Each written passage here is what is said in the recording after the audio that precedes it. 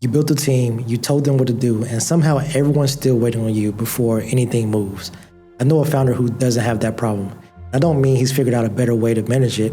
I mean, nobody in any of his companies is waiting on him at all. And I've watched him build, sell, and walk away more companies than most people will ever even start. And here's the thing, he doesn't run them, they run without him, and they have for years. For a long time, I couldn't figure out why. Was it better people, an easier business model?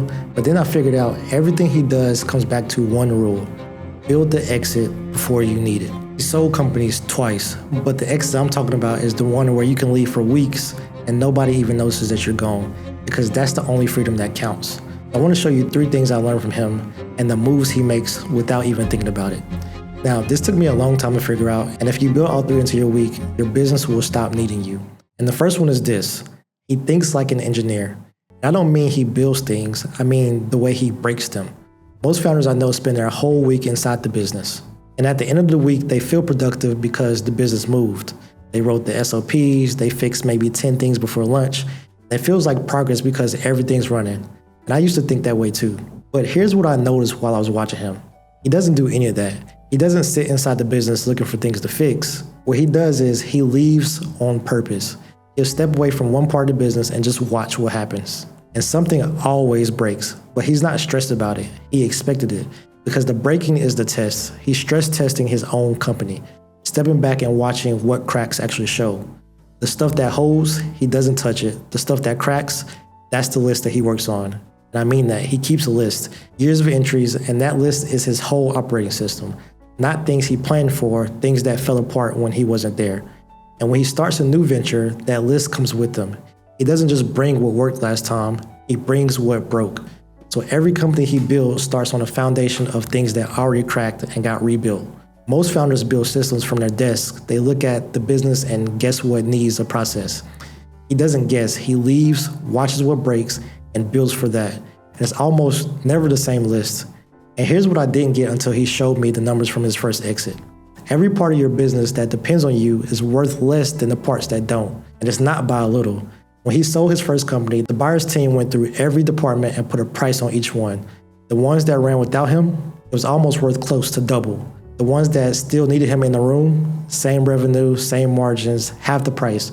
Only difference is he was still in the chair. That changed how I think about every week, because every time you sit down and work on something, you're deciding what that part of your business is actually worth. So the real question is, what broke the last time you left? And you start there. Fix the thing so it runs without you, then leave again and see what breaks next. Every time you do that, your business needs a little less. Here's the second one. And honestly, this is the one that messed me up the most. I call this the constraint. He has this rule about spending, and when I first heard it, I thought he was wrong.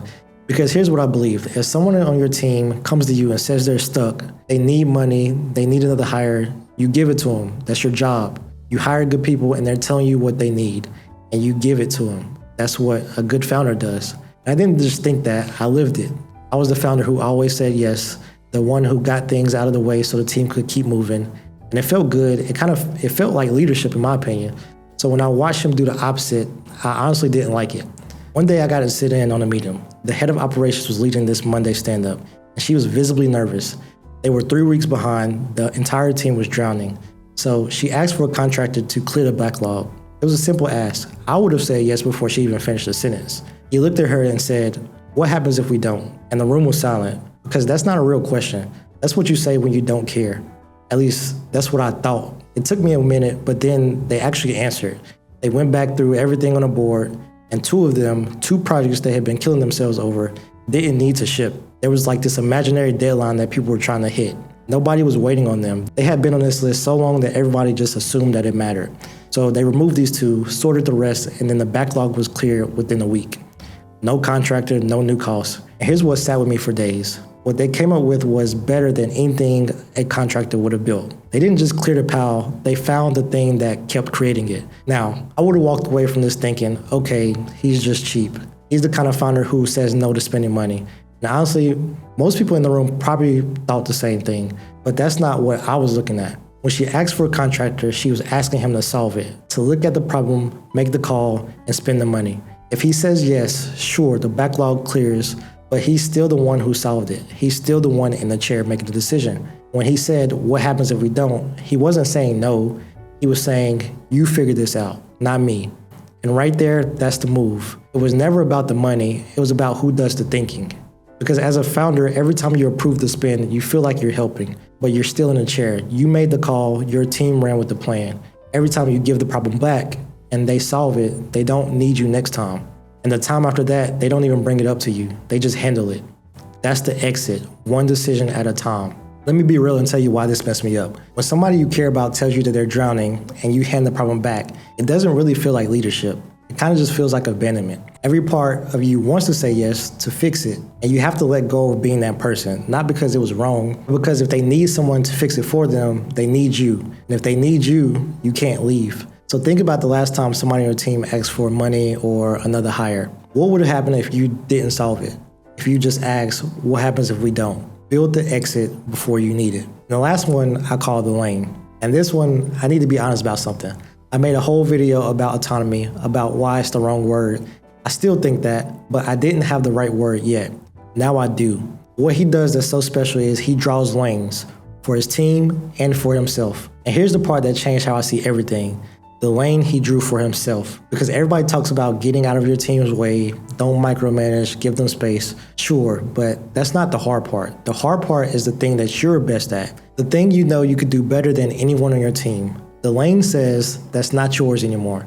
And I watched him do this. There was a piece of his business he built with his own hands from day one. He was better at it than anyone he had ever tried to hire for. And one day he just stopped. He handed it off. He drew a line. I asked him, why would you give up the thing that you're best at? Because for me, I didn't understand. He said something I think about almost every day. He said this, my skill isn't their floor, it's their ceiling. I didn't get that at first. This is one of those things you say you get even when you don't. So I watched. First couple of weeks, it was awful. It was really bad. And I don't mean like a little worse. I could see the quality drop, and I know he could too. Every part of me in that moment wanted him to step back in and just fix it, just this one time, but he didn't.